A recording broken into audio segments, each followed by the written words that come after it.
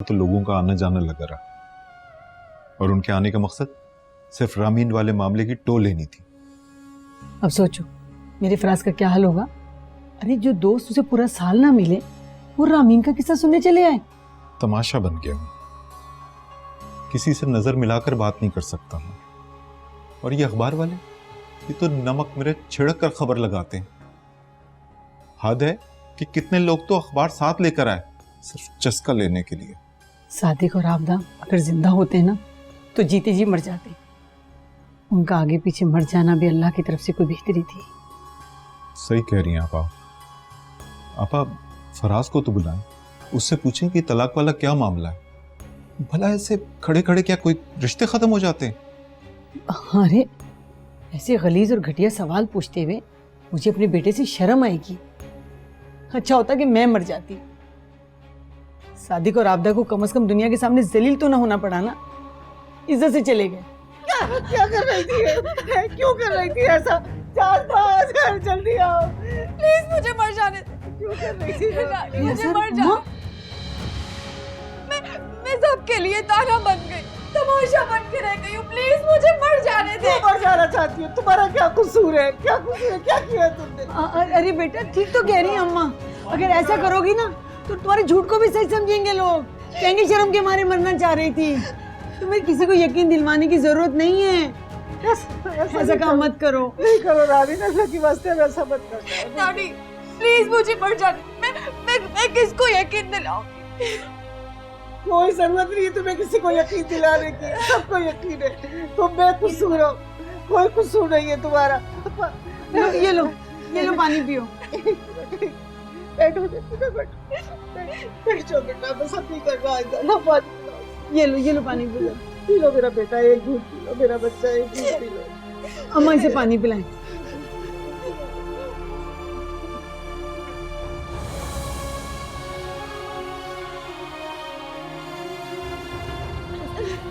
चुप हो जाओ रानी, चुप हो जाओ। लोग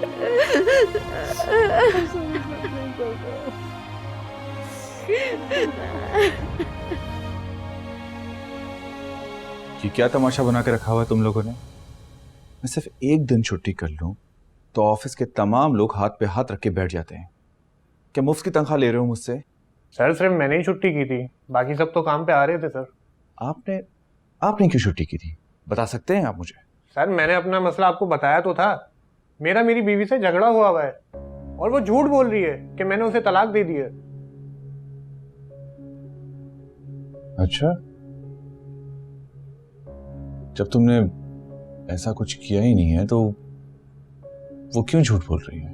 सर उसका कहना है कि मैंने उसे ज़बानी तलाक दी है। और इस बात का क्या सबूत है सर? उसके भाई बहन भी उसी की साइड ले रहे हैं। कोई लिखा हुआ सबूत थोड़ी है सर उसके पास। और सर मेरा दिमाग खराब है जो मैं यूं अपनी बीवी को तलाक दूंगा। फिलहाल तुम जाओ यहां से। ठीक है सर, थैंक यू।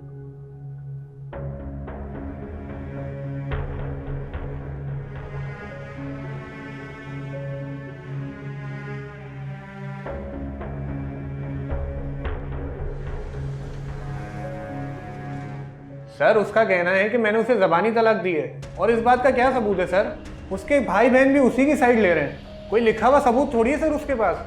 लिखा हुआ सबूत तो रामीन के पास भी नहीं है। वो कैसे साबित कर सकती है कि मैं उसे तलाक दे चुका हूं?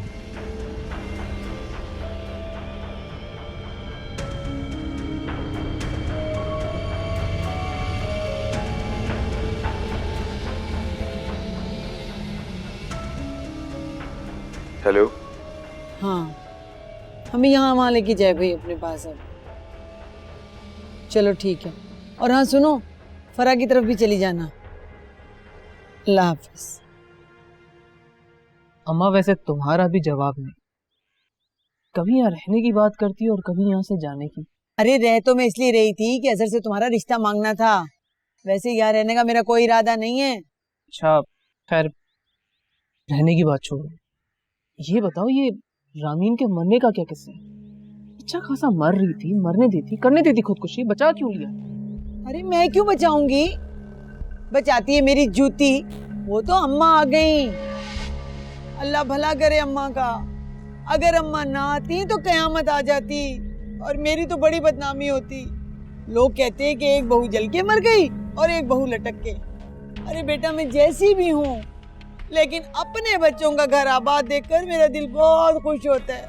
क्या पप्पू, कोई बात नहीं, थोड़ा सब्र कर लें, सब ठीक हो जाएगा। क्या ठीक हो जाएगा राबिया, क्या ठीक हो जाएगा मेरी बच्ची। अरे ऐसे लगता है तुम्हारी पुप्पी के घर से खुशियां हमेशा के लिए नाराज हो गई। इतने अरमानों से अपने बेटों की शादी की थी, पता है ना तुम्हें। और क्या हुआ, ना सुकून मिला, बदनामी अलग हुई। कोई बात नहीं पप्पू, परेशान ना हो।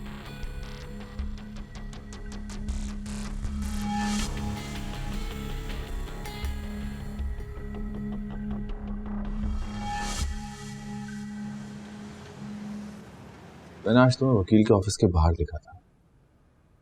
किस काम से गए थे तुम? वो एक दोस्त के साथ गया था, उसका कोई लीगल इशू चल रहा है। लेकिन आप वहां क्यों थे? और मैंने तो आपको नहीं देखा। वो मैं रामीन के सिलसिले में गया था वहां पर। अब कौन सा नया सिलसिला खुल गया रामीन का? यार मैंने उसे मुकम्मल तलाक नहीं दी है और वो सबसे झूठ बोल रही है। क्या? लेकिन वो तो बता रही है कि आपने हुमायूं के सामने उसको तलाक दी है। तुम्हें लगता है कि मैं उसे तलाक दूंगा? उससे शादी करने के लिए मैं जमाने से लड़ लिया। यार मैं उसे क्यों तलाक दूंगा? तो फिर वो इतना झूठ कैसे बोल सकती है? वो इससे भी बड़े झूठ बोल सकती है, तुम्हें अंदाजा नहीं है इस बात का। इसलिए मैं वकील के पास गया था ताकि मैं बीवी की कस्टडी के पेपर्स तैयार करवा सकूं और वो निकाह के ऊपर निकाह ना कर सके। फराज भाई, क्या वाकई ये बात सच कह रहे हो? साथ मैं तुमसे क्यों झूठ बोलूंगा? उसने किसी को भी तलाक के पेपर्स दिखाए नहीं ना? क्या तुमने देखे? नहीं। तो फिर एक काम करो, थोड़ा सा वेट करो। अच्छा, इस थोड़े से अरसे में तुम क्या कर लोगे? कहा ना, करता हूं कुछ, थोड़ा सा वेट कर।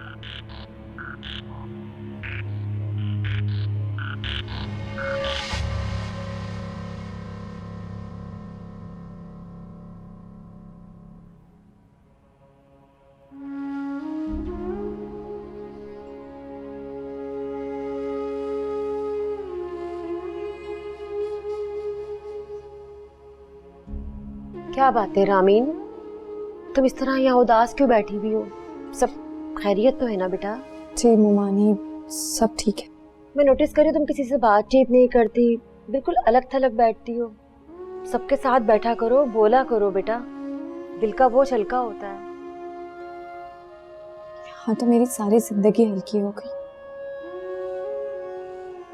किसी से कुछ कहने का दिल नहीं चाहता। ऐसा मत सोचा करो रामीन। देखो अगर तुम ये समझती हो मैं और जाज बाबा तुम्हें कसूरवार समझते तो ऐसा बिल्कुल भी नहीं है।